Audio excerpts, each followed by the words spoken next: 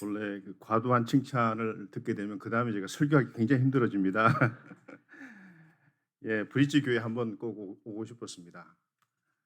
예, 왜냐하면 우리 사랑하는 김재원 목사님이 여기서 어려운 상황 속에서 개척한 교회고 또 이 벤츄라 카운티에서 생명과 또 여러 가지 헌신과 믿음의 그 사역을 믿음의 역사를 펼쳐 나가시는 교회여서 꼭 와서 한번 우리 성도님들과 함께 교제 나누기를 원했습니다. 우리 김재호 목사님은 처음부터 끝까지 목회 일념이라는 그 마음 하나 가지고 변함없이 하나님 바라보고 늘 그 성품을 가지고 목회를 하시는 그 모습 보고 제가 늘 사랑하고 존경하는 목사님입니다. 아마 여러분들은 저보다 더 많이 잘 아실 거라 생각을 합니다. 제가 말씀을 전하기 전에 한 두 가지 정도 감사의 마음을 좀 나누고 싶습니다. 이 벤처라 카운티에 이 지역에도 여러 교회가 있는 줄 알고 있는데 귀한 믿음의 역사를 써내려가는 교회로 성장시켜 주셔서 우리 김 목사님과 모든 성도님들께 깊이 감사드립니다. 두 번째는 제 학교 출신이신 우리 이건민 전사님과 박노현 우리 전사님을 사역자로 세워주시고 품어주신 우리 김 목사님뿐만 아니고 모든 성도님들께 사적으로 감사의 말씀을 전합니다.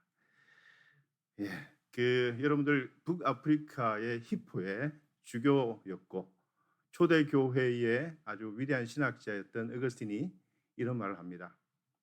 내가 주님 앞에 온전히 무릎 꿇기 전까지 제게는 참된 평안이 없었습니다. 라는 그런 고백을 드립니다.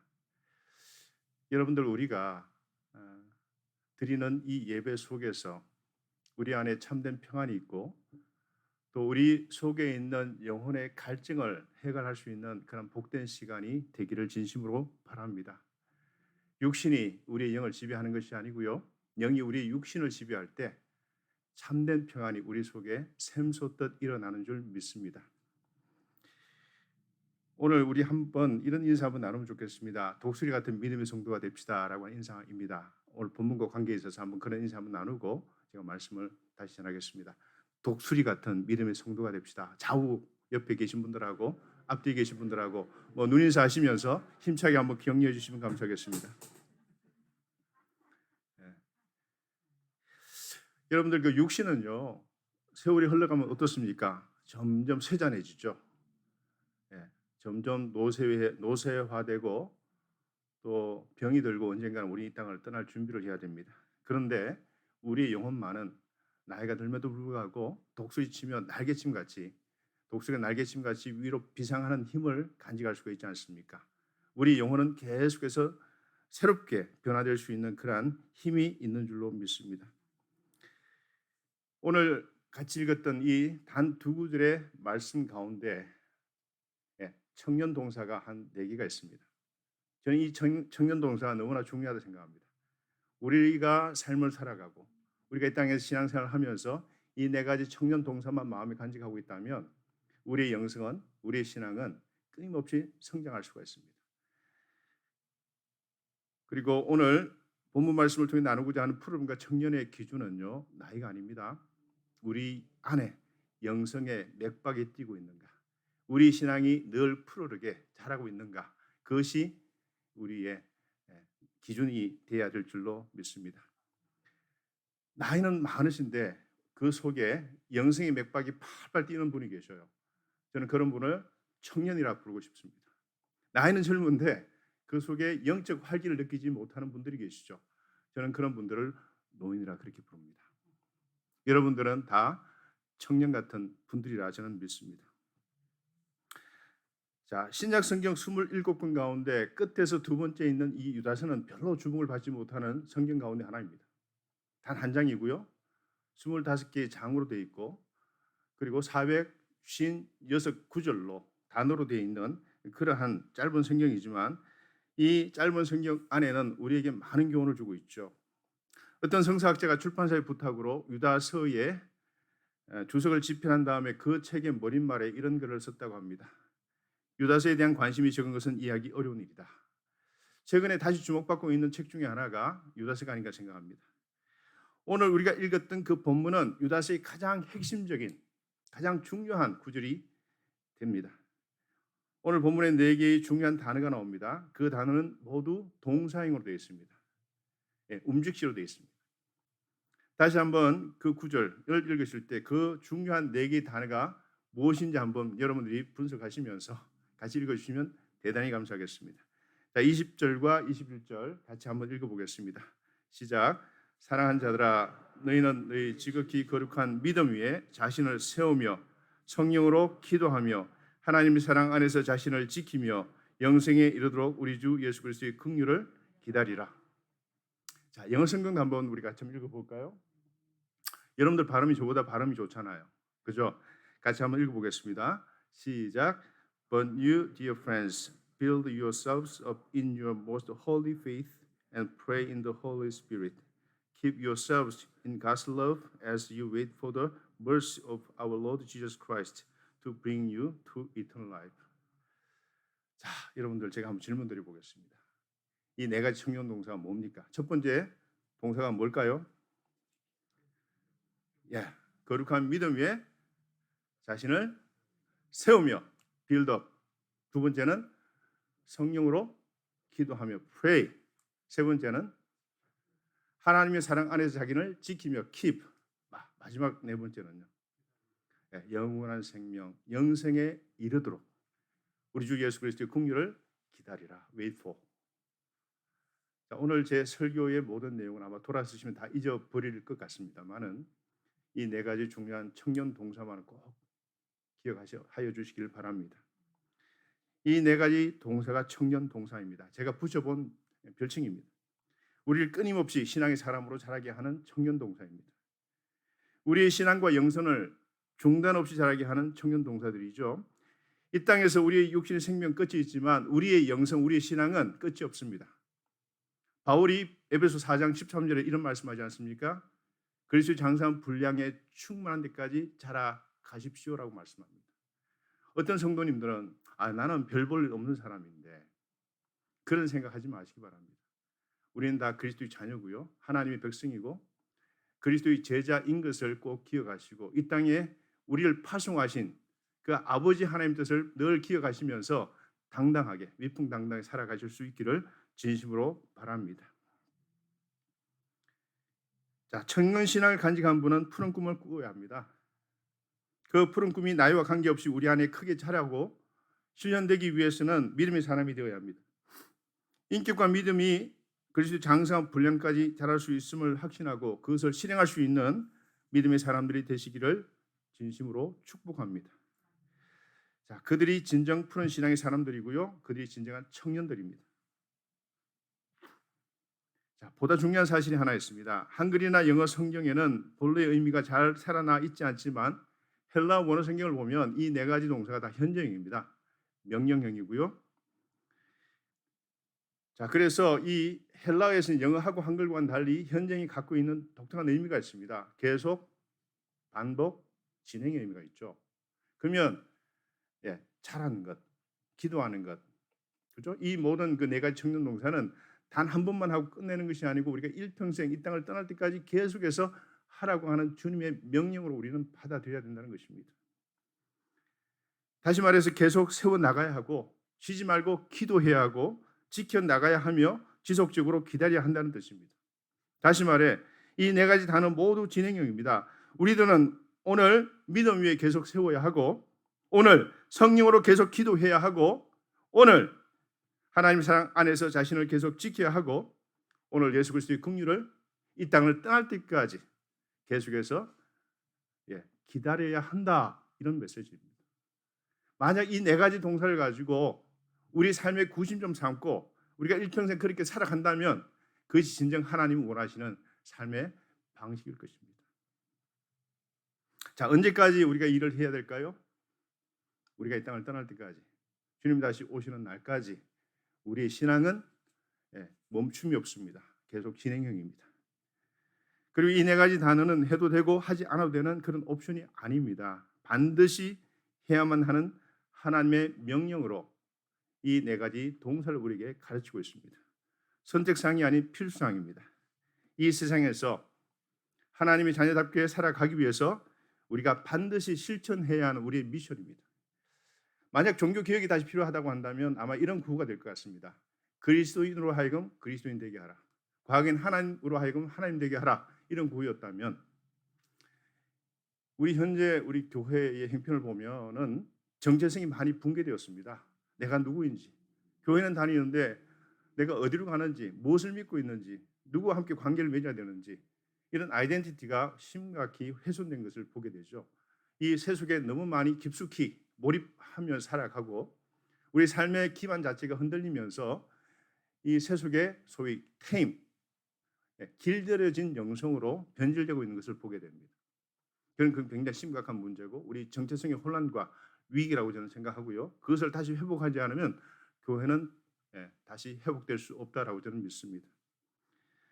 그래서 이 네 가지 청년 동사를 가지고 여러분들과 함께 나누기를 원합니다. 자, 저를 한번 따라해 주시면 감사하겠습니다. 믿음 위에 자신을 세우는 사람들이 되십시오. 거룩한 믿음 위에 자신을 세우라. 빌드업이란 그 동사를 한번 생각해 보시길 바랍니다. 먼저 우리가 하나님께 감사해야 할 이유를 말씀합니다. 오늘 본문 앞 18절과 19절을 보면 파괴하는 자들에 대해 말씀하고 있죠. 제가 한번 18절 말씀을 읽어드리겠습니다. 그들이 너에게 말하기를 마지막 때에 자기의 경건하지 않은 정욕들을 행하며 조롱하는 자들이 있으리라 하였나니. 여러분, 마지막 때에 대한 경고가 성경에 참 많이 나오지 않습니까? 현대 사회는 경건을 파괴하는 사람들도 있지만 경건한 삶을 살지 못하도록 방해하는 요소가 너무나 많이 있습니다. 하나님의 자녀로 살지 못하도록 우리를 유혹하는 것들이 우리 주위에 널려 있습니다. 여러분, 경건이란 파열이란 말의 뜻이 뭘까요, 여러분? 하나님을 두려워하는 삶의 자세, 태도를 말합니다. 경건을 파괴하는 것들은 사람도 있지만 문화와 사상도 포함됩니다. 우리가 눈에 보이는 것은 방어할 수 있는 그 방어 기지가 빌드업될 수 있는데 눈에 보이지 않는데 서서히 우리 영성을, 우리 영혼을 갉아먹는 요소가 너무나 많지 않습니까? 다 그것은 사상과 문화를 통해서 우리 내부 깊숙이 들어온다는 거죠. 우리가 눈치채지 못할 때. 오염된 인터넷 문화, 감각적인 대중매체, 세속적인 사상들이 다 포함됩니다. 도덕의 붕괴입니다.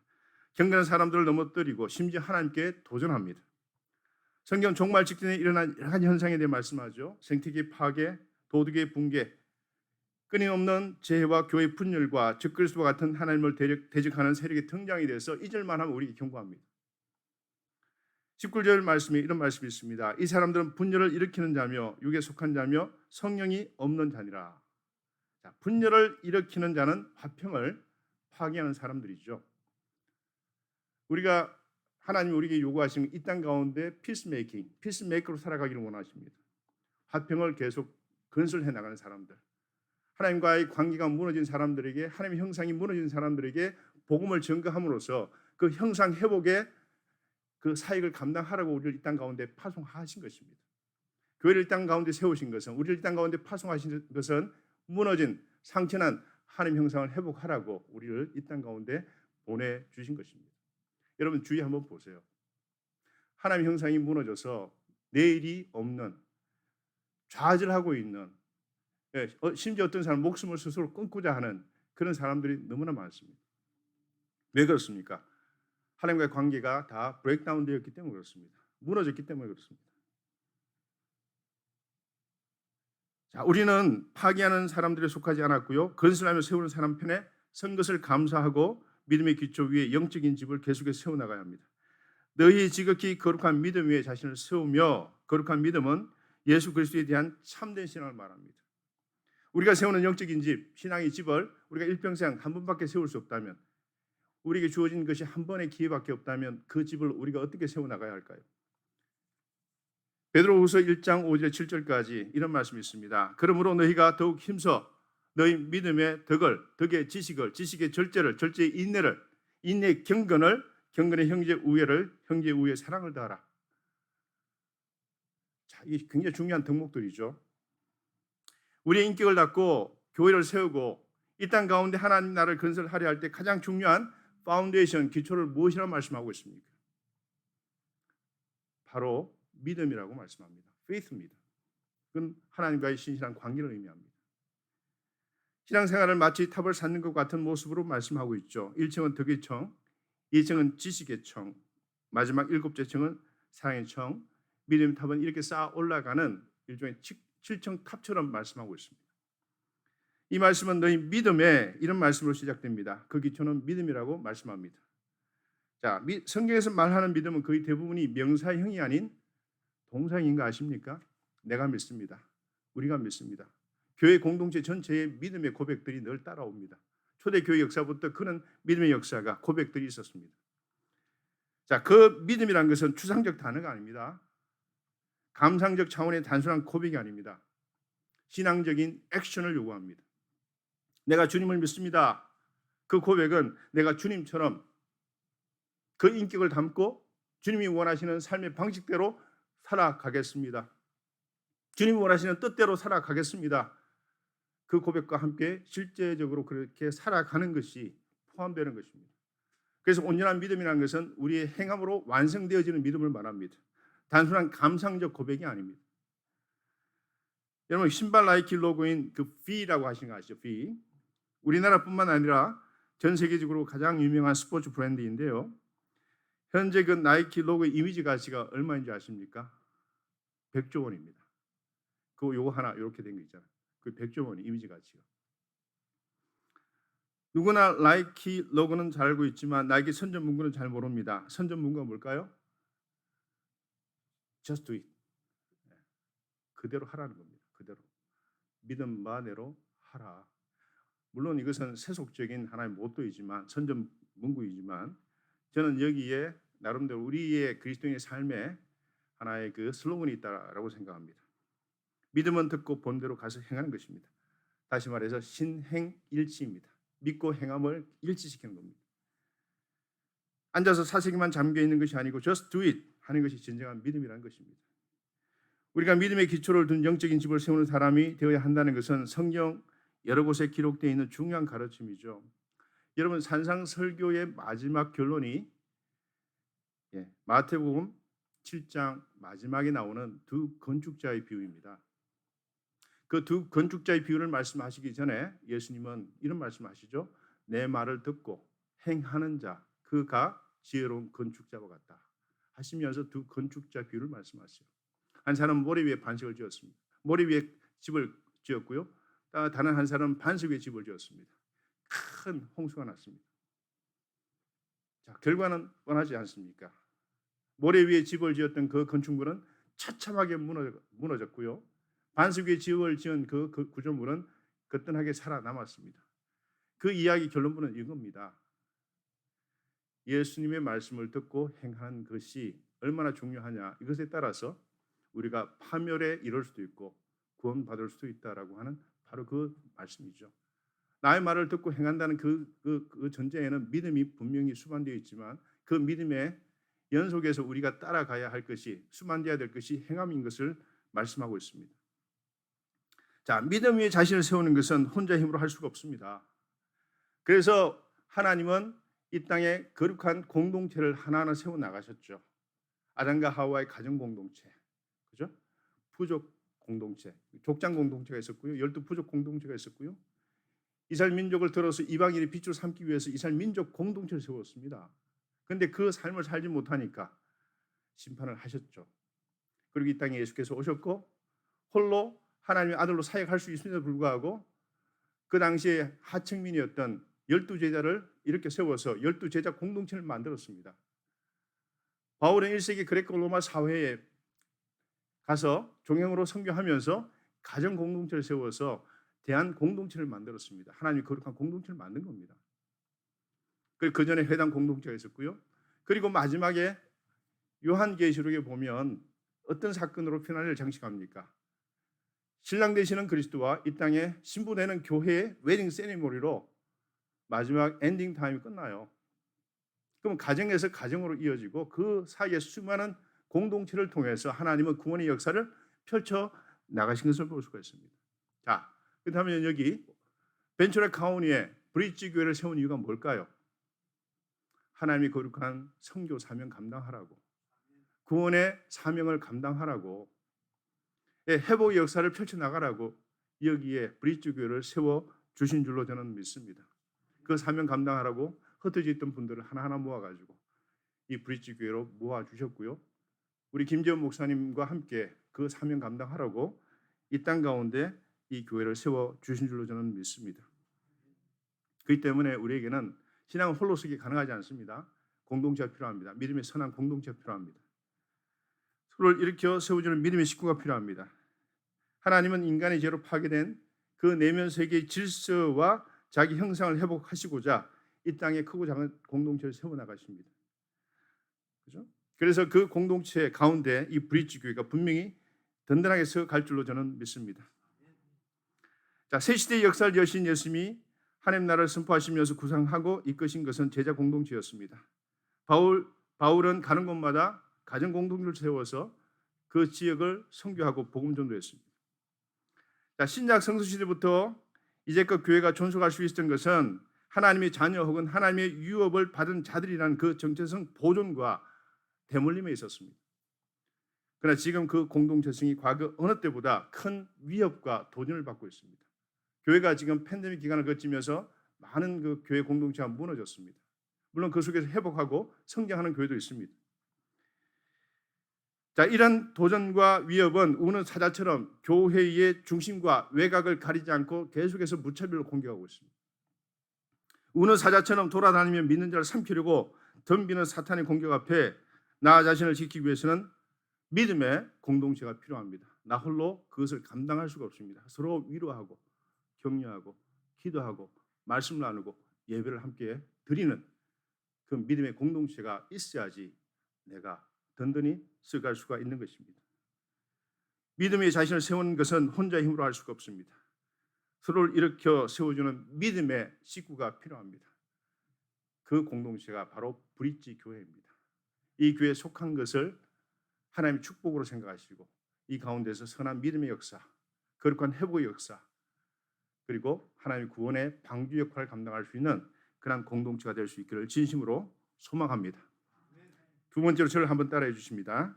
우리는 성령으로 기도해야 합니다. 사도 바울은 에베소서 6장 18절에서 모든 기도와 간구를 하되 항상 성령 안에서 기도하고 이를 위하여 깨어 구하기를 항상 힘쓰며 여러 성도를 위하여 구하라 말씀합니다. 자, 어떻게 기도하는 것이 성령 안에서 기도하는 것일까요? 그 해답은 로마서 8장 26절, 27절 통해 말씀해 줍니다. 이와 같이 성령도 우리 연약함을 도우시나니 우리는 마땅히 기도할 바를 알지 못하나 오직 성령이 말할 수 없는 탄식으로 우리를 위하여 친히 간구하시느니라. 마음을 살피시는 이가 성령의 생각을 아시나니 이는 성령이 하나님의 뜻대로 성도를 위하여 간구하심이니라. 성령님은요 그리스도의 영이십니다. 성령님은 하나님의 영이십니다. 하나님의 그 중심, 하나님의 뜻을 어느 누구보다도 잘 알고 계시기 때문에 성령님은 우리 가운데 들어오셔서 역사하시기를 원하시고 우리가 마음을 열어 그분을 영접하면 하나님 뜻대로 살아갈 수 있도록 우리에게 새로운 힘을 일상 가운데 공급해 주실 줄로 저는 믿습니다. 하나님 뜻대로 기도하시는 분은 바로 성령님이시죠. 성령 안에 기도하기 위해서 우리를 우선 우리의 뜻과 고집을 내려놓는 믿음의 행위가 필요합니다. 우리가 우리의 것을 내려놓는 것도 믿음이 필요합니다. 내려놓지 않는 것은 우리 고집이 여전히 우리 안에 작동하기 때문입니다. 그러한 믿음조차 없다고 한다면 무엇보다도 그러한 믿음을 달라고 간절히 기도해야 할 것입니다. 자, 어떤 교회에서 조용하게 예배를 드리는데 목사님 말씀을 전하고 계십니다. 자, 구석에서 성도님의 핸드폰 소리가, 셀폰 소리가 요란하게 울리기 시작하죠.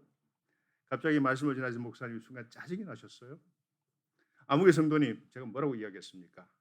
예배 오기 전에 그것을 사일런트 무음 처리하시든지 아니면 집에 두고 오시라고 하지 않았습니까? 이렇게 그냥 역정을 내시는데 목사님 호주머니에 있던 핸드폰이 요란하게 울리기 시작합니다. 목사님 순간 당황했지만 그것을 핸드폰을 들고 이렇게 말씀합니다. 하나님, 접니다. 말씀하시죠. 저는 이 목사님 참 사랑하고 싶습니다. 왜냐하면 위기 그 대응 능력이 참 대단하신 분이에요. 미터도 있고요. 자, 웃자고 한 이야기지만 기도는 이렇게 하나님과 언제나 한라인으로 연결되어 있어야 한다는 말입니다.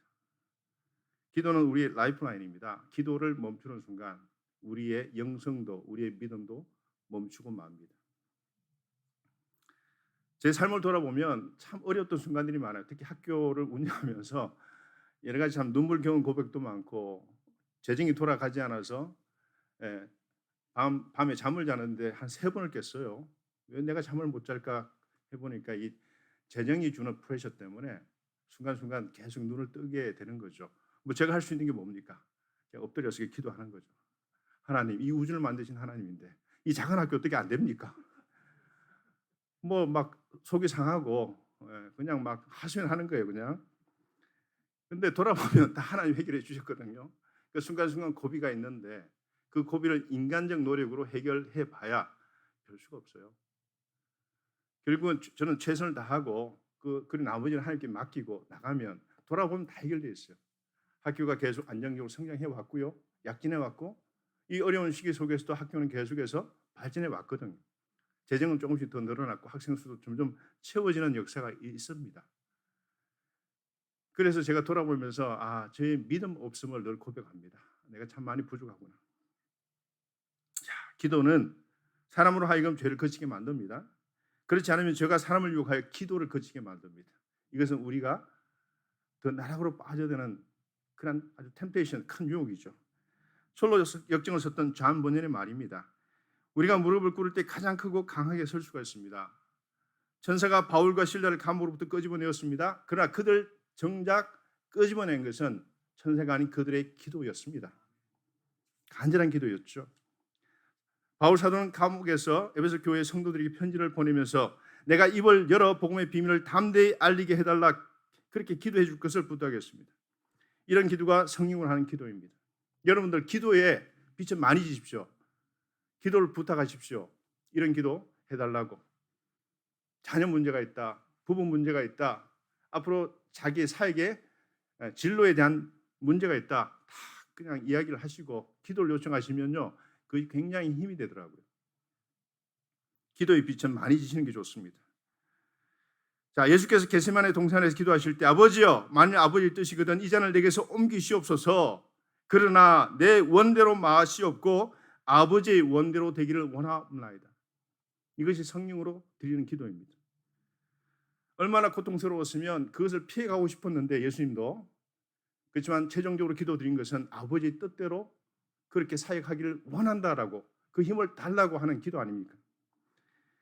성령님은 우리 기도 생활에서 최고의 선생이며 기도의 동반자입니다. 기도는 성령과 결합되어질 때 더욱 아름다워지고 더욱 풍성하게 결실되어집니다. 여러분 모일 때마다 성령 안에 기도하시는 성도님들이 되셔서 드리는 기도마다 이루어지는 결실 맺어지는 그런 역사가 이루어지기를 진심으로 소망합니다. 기도 없이는 진정한 헌신은 불가능합니다. 온전한 헌신은 우리의 힘으로 할 수가 없습니다. 기도할 때만 성령님의 도와주시는 능력으로만 온전하게 그 사역을 감당할 수가 있습니다. 온전한 삶을 살아갈 수가 있습니다. 여러분 모두가 기도 용사가 되시기를 축복합니다. 세 번째 한번 저를 따라해 주시면 감사하겠습니다. 우리는 하나님의 사랑 안에서 자기를 지켜야 합니다. 여러분 우리를 지킬 수 있는 게 과연 누가 있을까요? 사랑하는 아내, 남편, 부모, 아주 든든한 백, 그분들은 계속 바뀌는데요. 우리 마음이 얼마나 조변석계합니까? 아침 생각, 저녁 생각 다 달라요. 이렇게 굳은 의지를 가졌다가 돌았으면 다 바꾸잖아요. 우리의 마음이 얼마나 간사합니까? 우리의 부모님 든든하죠. 그렇지만 마지막 보루는 아닙니다. 우리를 사랑하지만 그분들이 우리의 구원의 문제, 생명의 문제는 책임져 주지 못합니다. 하고 싶어도 못해요. 자, 우리에게 세 종류의 사랑이 있다고 합니다. 위로부터 흘러내리는 사랑이 있죠. 우리는 그것을 하나님의 은혜라 합니다. grace. 우리가 위로 올려드리는 사랑이 있습니다. 우리는 그것을 worship, 경배라 합니다. 옆으로 흘러가는 사랑이 있습니다. 우리는 그것을 애정이라 하죠. 아래로 흘러내리는 하나님의 사랑이 없다면, 그 은혜가 없다면 우리는 한순간도 살아갈 수가 없습니다. 오늘 본문에 나오는 자기를 지킨다는 말이 있습니다.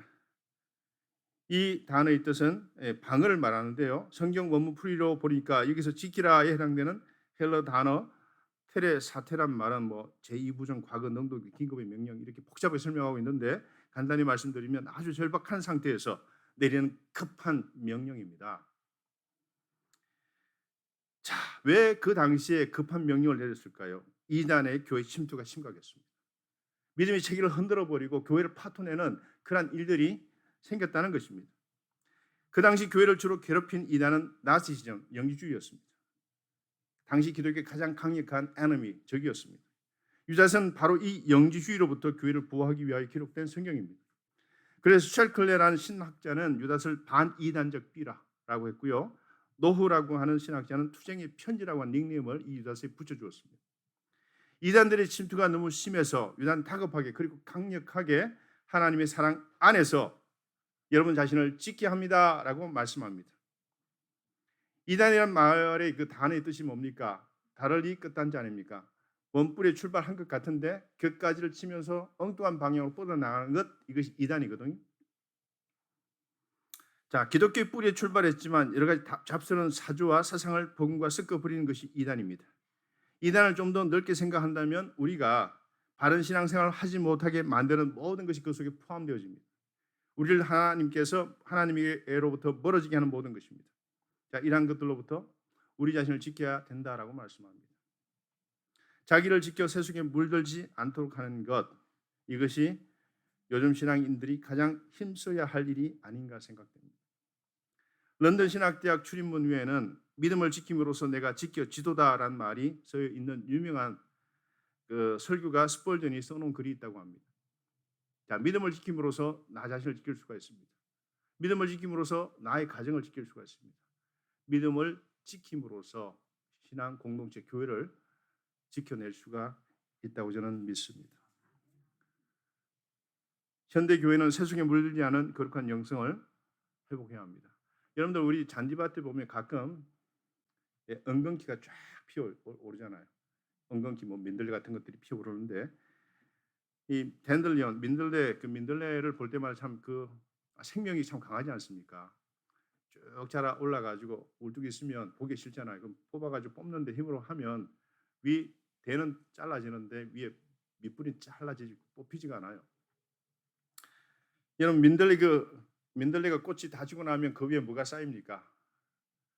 하얀 솜털 같은 씨앗들이 가득하게 있는 걸 보게 되죠. 그런 장난 한번 쳐보셨을 거예요. 옆에 가서 입으로 훅 불면 어떻게 됩니까? 민들레 홀씨가 있죠. 어떤 놈은 쭉 날아가다가 가까이 떨어지기도 하고 어떤 놈은 바람을 타고 하면서 멀리까지 가서 또 거기에 또 정착하기도 하겠죠. 저는 가끔 민들레 홀씨를 보면서 우리의 삶이 그와 같다라는 생각을 해봅니다.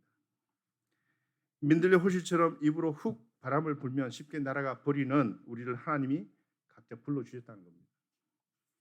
민들레 홀씨같이 연약한 우리에게 거룩한 영성으로 옷을 입히고 세상 곳곳에 우리를 보내시기 위하여 우리를 불러주셨다는 그 믿음이 깨달음이 생겼습니다. 정말 하나님 뭐가 아쉬워서 그렇게 하시기로 하셨는지 궁금하지만 하나님은 수많은 사람들 가운데 우리 각자를 그렇게 선택해서 불러주신 것입니다. 그리고 보내십니다. 우리가 비록 이 땅에 살고 있지만 이 땅으로 우리를 보내신 하나님 뜻을 늘 생각하시며 사실 수 있기를 바랍니다. 여러분의 성기는 이 브릿지 교회에서 하나님의 위대한 역사에 동참하는 믿음의 거인들이 많이 일어나기를 진심으로 소망합니다. 믿음의 거인들은 세상의 것으로 자신을 지키는 사람들이 아닌 하나님의 사랑 안에서 자신을 지키는 사람들입니다. 하나님의 자녀나 하나님의 사람들은 하나님의 사랑이란 걸음으로 인격이 자라고 하나님이 지키시는 사랑 안에서 믿음이 성장하는 사람들입니다. 제가 참 좋아하는 성경 구절 가운데 하나인 로마서 8장 37절로 39절까지 한번 제가 여러분들 위해서 한번 읽어드리겠습니다. 그러나 이 모든 일에 우리를 사랑하시는 이로 말미암아 우리가 넉넉히 이기느니라. 내가 확신하노니 사망이나 생명이나 천사들이나 권세자들이나 현재 일이나 장래 일이나 능력이나 높음이나 깊음이나 다른 어떤 피조물이라도 우리를 우리 주 그리스도 예수 안에 있는 하나님의 사랑에서 끊을 수 있느니라 없느니라. 없다는 말씀이죠. 없다. 강력하게 말씀합니다. 하나님의 사랑 안에서 우리를 끊을 수 있는 것은 nothing, nobody, 아무것도, 어느 누구도 그렇게 할 수가 없다는 이야기입니다.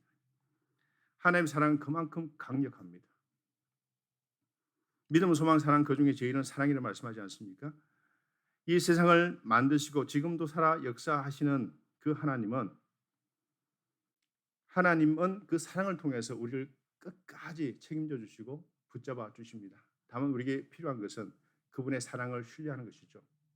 그러면 우리가 마지막 최후의 승리까지 온전한 걸음으로 걸어갈 수 있을 줄로 저는 믿습니다.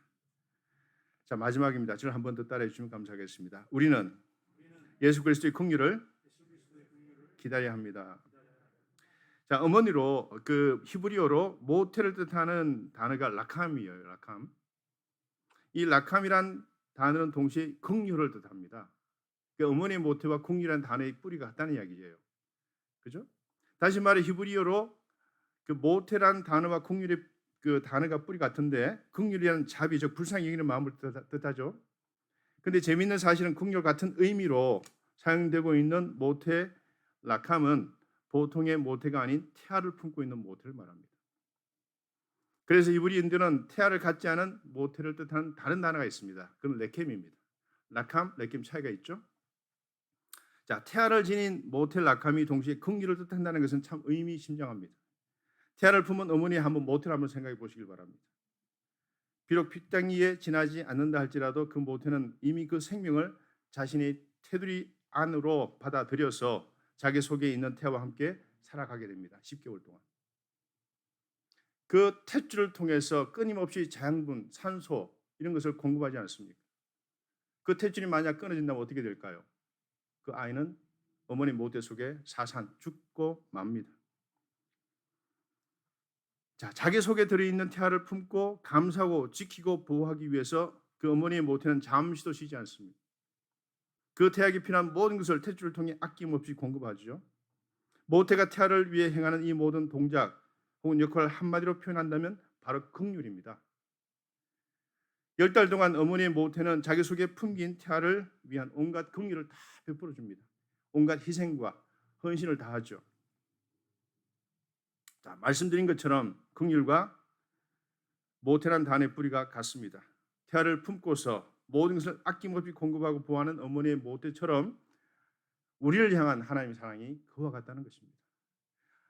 하나님의 사랑을 가장 이 땅에 많이 닮은 것이 뭐라고 생각하십니까? 바로 어머니의 모태, 어머니의 사랑이라고 저는 생각합니다. 모든 것을 희생합니다.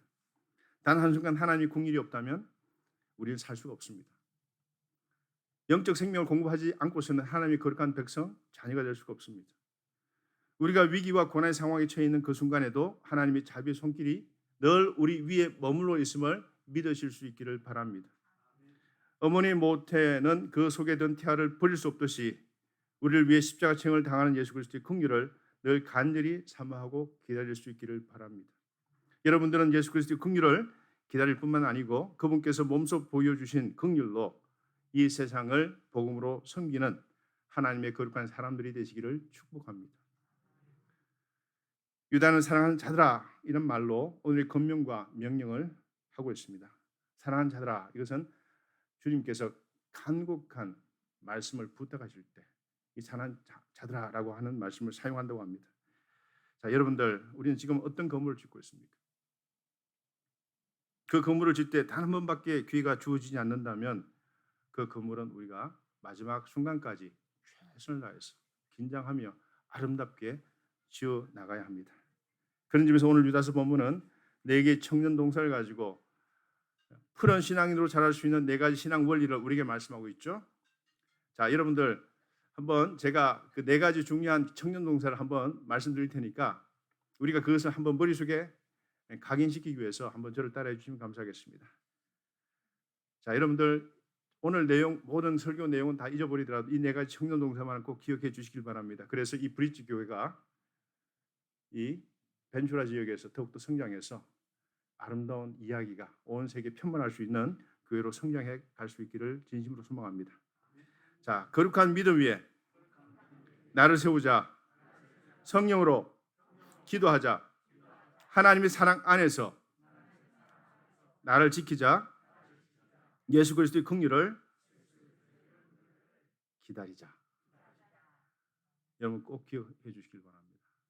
영원한 청년으로 평생을 살아가실 수 있기를 진심으로 소망합니다. 그래서 마지막 순간 하나님이 내 사랑하는 자녀가 왔구나, 아들이 왔구나, 딸이 왔구나 하는 기쁨으로 맞이할 수 있는 그러한 날을 고대하며 우리가 이 땅에서 주님 원하시는 삶의 방식대로 풍성함을 누리며 살아갈 수 있기를 진심으로 소망합니다.